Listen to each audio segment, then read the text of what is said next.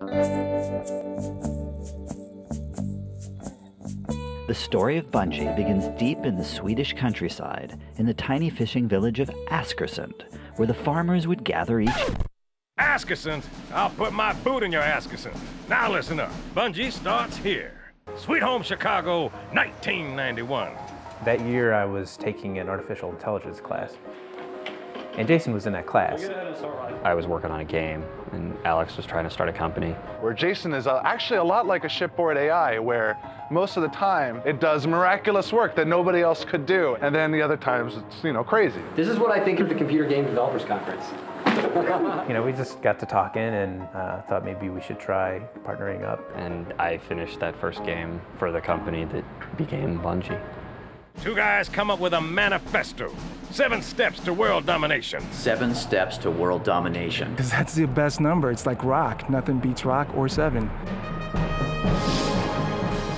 Bungie Studios started properly in 1991. First Bungie game I ever heard of was Marathon. Let's just say that it's a grand galactic space opera with mystical overtones. How close is Marathon at this point? We ship by August mackerel 97. We'll all be really happy. I think at that time, honestly, Mac owners would have been excited by Space Invaders in a tube. One of the first games I ever played where I really got a sense of a community around an actual game was Myth. The ability to play multiplayer against strangers and friends has been a foundation for other things that we've gone on to do really well. Yeah, nothing says killer, hardcore, rough and tumble like Halo. Paul Russell is the father of Halo. I came up with the name Halo, and it was not received well. Jason was leaning more towards Redshift. Covenant was one of them. I thought it sounded like a bad 80s hair band. You know, Covenant. Halo is an epic journey to save humanity from terrible menace. That's all it is. That's good. They should put that on the box. I remember seeing just a single texture on a wall with a flashlight going, wow, this is gonna be awesome! And it was way before the Xbox even looked like the Xbox, and way before Halo even looked like Halo. That's the first version of the Warthog, I guess, huh? Yeah. Man, this isn't Halo, dude. Man, this is really, really old. We had a huge map for a continuous RPG game, and for that we had an RTS. And then next thing you know, it was a third person and we were playing it in our office. Yeah, Halo depended on a lot of that early wandering. We were expecting a final sales number to be 700,000 units, and then it just went through the roof. Why? Because of my pretty face. Hoorah! Step 4 didn't really go very well. Which one was step 4? Which one's step 4? Do you know what step 4 is? Right, we gotta get a picture of the Bungie food. I know back in the day in Chicago, there was a very infamous Chinese food restaurant we used to order from. They used to just deliver us crazy amounts of Chinese food all the time. What's this crap? I don't think that really accelerated the process development so much as it sort of filled it with a lot of bathroom breaks. Because Halo 1 happened really big, I don't think there's any doubt that there wasn't going to be a Halo 2. We're like, we should do another one, you know, because we're out of margaritas and, you know, they're expensive. I'm going to need more. Halo 2 is moving. Time begins to crawl. But we're still not telling if we'll ship this fall.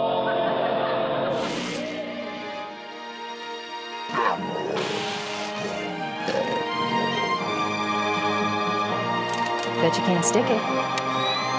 You're on. Halo 2 led us to step 5 of our plan for world domination. We were supposed to get the orbital defense station. That was step 5. I forget step 5. But Microsoft said that if they're going to build an orbital space station, that it's going to be running Windows, and we didn't want to be going up there. Oh, it's been recovered. We're trying to move on to giving it away. Ling Ling is a severed dog's head in a jar. Of all the Chicago traditions we should have left behind. Other people just run away or barf. But Ling Ling's head, if you have faith, it's going to help us dominate. You want to dominate? Try this puppy. There were a lot of reasons that it was important for us to move to another building. One is that Bungie is all about having its own identity. A lot of people just felt like we were just part of the Borg. Being in the sort of stale cube farm type environment isn't very conducive to being creative. I think the main reason we moved is we just got bigger. Apparently we've got 200 people in the building now. I mean, we're huge.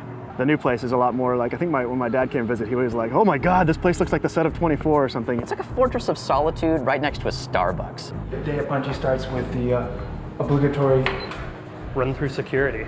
And you have like 3 seconds to get to the door and actually open it before it relocks. The warehouse. Over there's the multiplayer engineering pod. Where our genius, wildly talented programmers sit and make problems for artists typically. Maybe not Luke Timmons. The way that the engineers and the artists work together is one of my favorite things about Bungie. You've got these insanely brilliant mathematical types that are really passionate about this new technology. There have been a lot of ideas that have started from the engineering side. If water looks like water and rocks look like rocks and explosions look like explosions, then you are engaged in the plot at a much more visceral level.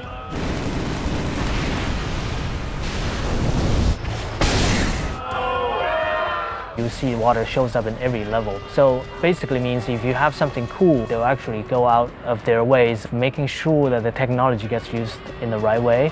So we're more of a partnership than a competition. All along the far back wall, we have environment art. Hey Marcus, how would you describe this pod? This particular pod? Command Central. Every piece of artwork that you see in the game is built by a community of artists.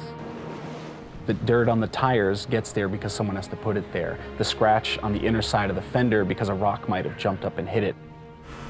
Everything that moves in our game, the wheel on the Warthog rotating, the little antenna bouncing up and down like that, the shotgun spitting out a cartridge.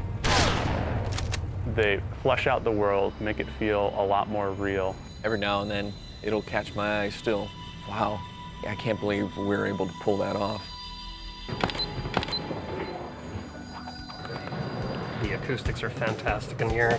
I could hear somebody in test fart, and they're all the way on the other side of the building. The key to Bungie's success is not some sort of magic. It's testers that keep the build stable to make sure that everything is as fun as it could be. We required the testers to shoot everything, run through everything, jump 15,000 times in the same place to see if it'll break the game. The way Bungie tests involves everyone. The artist is testing by running the game and adding new textures to it. Designers testing the game by adding a new vehicle or tweaking the raid. Marty, C. Paul, and Jay are testing the game by tweaking audio. It's people sitting at their desk doing work, testing our game. The important thing about interactive music is that it feels like it's scoring what you're doing, and this will all eventually correspond to something significant that's happening in the game. Everything that you hear or see is created by someone. Everything is designed very intentionally. If you trick all your senses enough, you're really immersed into it. Then you're not just playing a game, you're playing an experience. I just start listening, like a chef cooking in a kitchen. You have all these ingredients, you start throwing some stuff in, and you say, maybe this spice will be good. There's the design pod with all the guys working on the single-player missions. The design pit. It's really meaningless without these guys. Art and design is like almost the exact opposite of each other. I'm always trying to add something that he wants to get rid of, or he's trying to add something that I want to get rid of. We'll give him a beautiful environment, perfectly composed, lit, and then he goes, I'm just gonna put a few crates. Don't worry, just a few. Then you got purple crates, and you got the green crates. And then there's, oh, don't worry. These crates are only here temporarily. You're gonna turn them into something really cool. And then you find out, so long as it stays exactly the same proportions as a crate. Tell them to drop everything and recraft this. When I try to do at work, it's just whatever I enjoy. And hopefully that falls in line with what we do at Bungie. And when it does, I'm really happy. And when it doesn't, I get sad. I think everybody wants to work in a place where they enjoy coming to work and they do things that are, that are cool.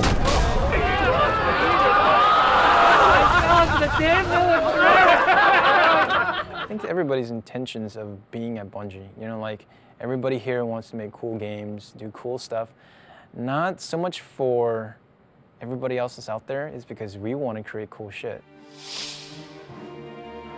I'm actively working on number 7 every day, and laying out my schemes, my plans. I'm trying to recreate some of that wandering we did at the beginning of Halo 1 and we did at the beginning of Pathways. Keeping everyone super motivated, hoping that we're going to create something beautiful. On that final day, when our enemies find themselves all standing together on a giant cargo net, on a highly sprung giant mechanism waiting to be hurled into the sun, they will look to themselves and say, this agenda has been posted publicly on Bungie Net for 7 years, and we paid no attention.